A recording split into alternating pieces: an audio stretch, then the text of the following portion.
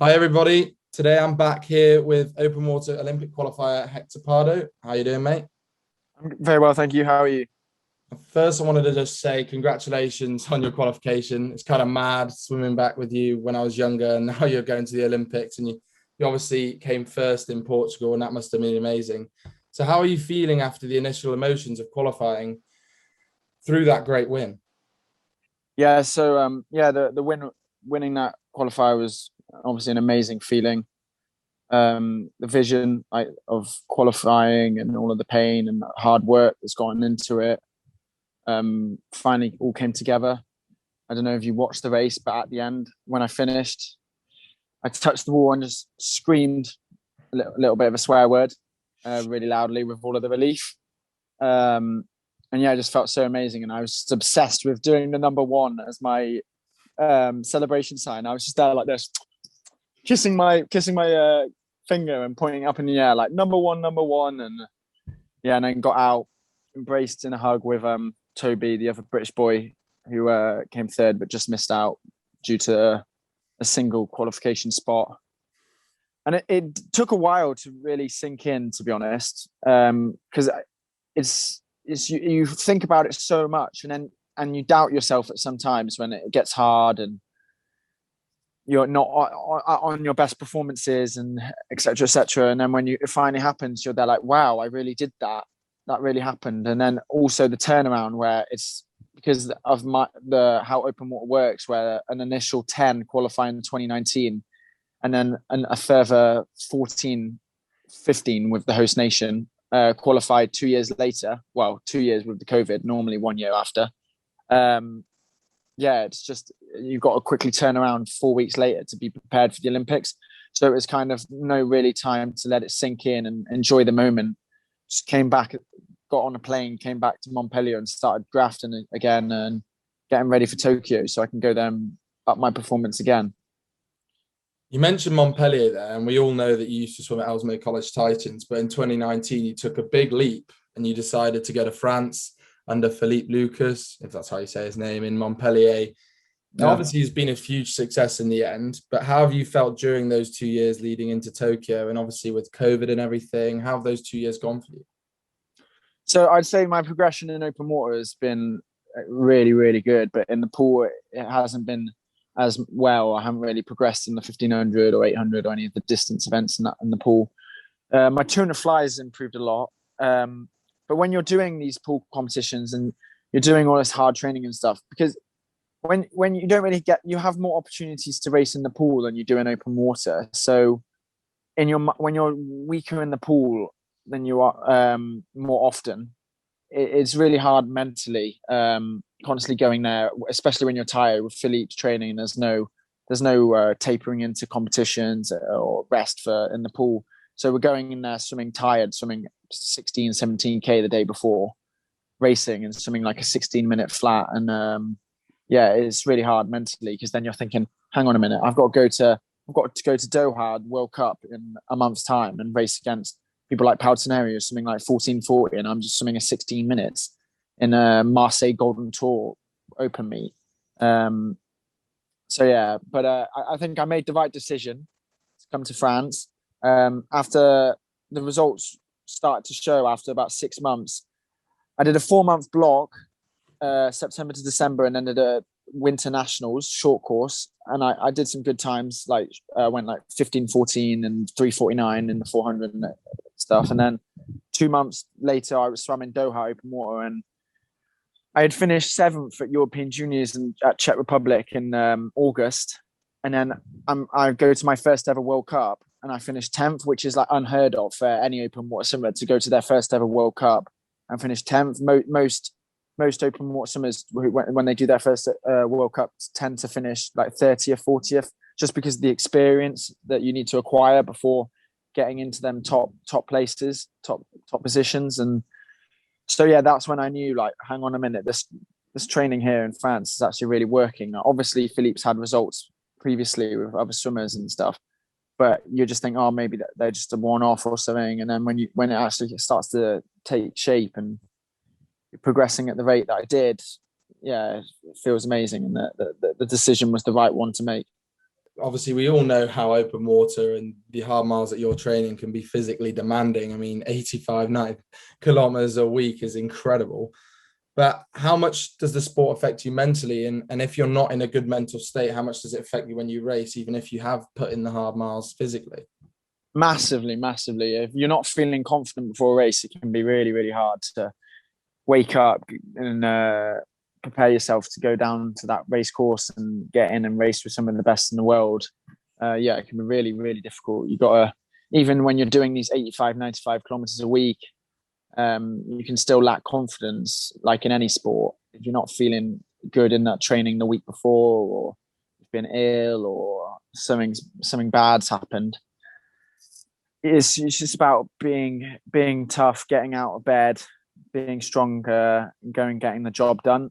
I definitely know when I'm not. There's times where I've been in my mind like, oh, I don't want to do this. It's so boring now, this set. We've still got another 4K left of the set, and I just want to get out and go home. And the performance drops off more than I would say when you're physically dead. As soon as your mind's off, not in the right place, your body is off as well. If that makes sense. Like, your mind is controlling your body. So when you're telling yourself you feel you're bored and you want to get out and you feel tired, then your body will feel tired. So being strong, I'd say the best athletes in the world are the strongest athletes mental athletes in the world. You've been preparing for Tokyo for around 2 years now, because obviously it got cancelled last year. You were preparing for it then. What's the difference between those 2 years of preparation for Tokyo then, and also the last few weeks where you're qualified now, you're settled, you've only got a few weeks till you race? What's the difference between those two periods? It's a big difference, because in those 2 years where you're preparing for something that you're not 100% sure that you've qualified for, and you're doubtful, and it's not happened yet. You've got to make it happen. And then as soon as you've qualified, you know that it's happened, but then you've got to re-motivate yourself, because that's been your objective, to qualify for the last 2 years. Yeah, you can have in your mind, if you think you're so confident in your mind that you're going to qualify, then of course you can look beyond that and think, oh, I'm gonna go there and win a medal and stuff. But the main target is to qualify first, and then redirect your aims to what can happen in Tokyo. So yeah, you've got to, after that, there's a quick turnaround, no real time to celebrate or anything or think about it. Quickly redirect what I want to achieve in Tokyo, and start working hard again. And 4 weeks, tell myself it's just another 4 weeks of hard graft. I've been doing it for the last 95 weeks or whatever since September 2019. And this is just, when I was talking to one of the British swimming doctors about how in these last 4 weeks after the qualifier that I really needed to be even more careful about catching COVID, because taking no risks at all, going in no shops or anything, doing everything online, etc., because if I get COVID in these next 4 weeks, then all my hard work the last 2 years will just come to nothing. And a figure she said was that we've been preparing for 1,800 days, because it's a 5-year cycle, normally a 4-year cycle, since 2016.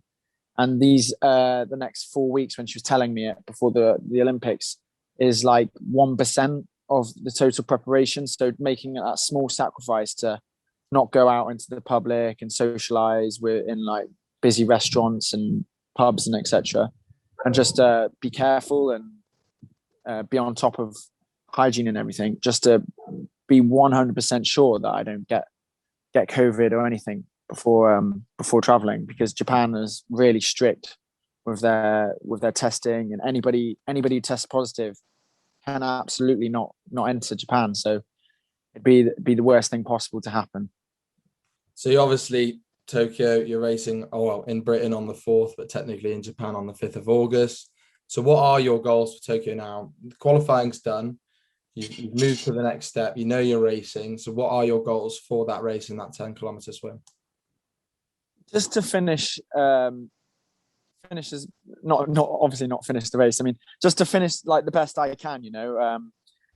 Obviously, in my mind, I'm sure every athlete does this when they're training. They envision themselves standing up on that podium and stuff. So obviously, that's if that happens, that happens. And I'm obviously going to aim for that. When it comes race day, I'm going to give it my all. And that I'm a racer. I get pumped up before race and everything, and with my little headphones and my music, and so I'll be ready to race. But yeah, I want to get the best result I can. And I know I'm still young. I'm the second youngest in the field. I think there's another boy from Hong Kong who's 18 or so. So I'm second youngest. So yeah, I'm definitely in there with the big guys. So I think there's no pressure on me. I'm a bit of an underdog, and maybe get a bit of an outside chance and see what I can do. Try and make it happen.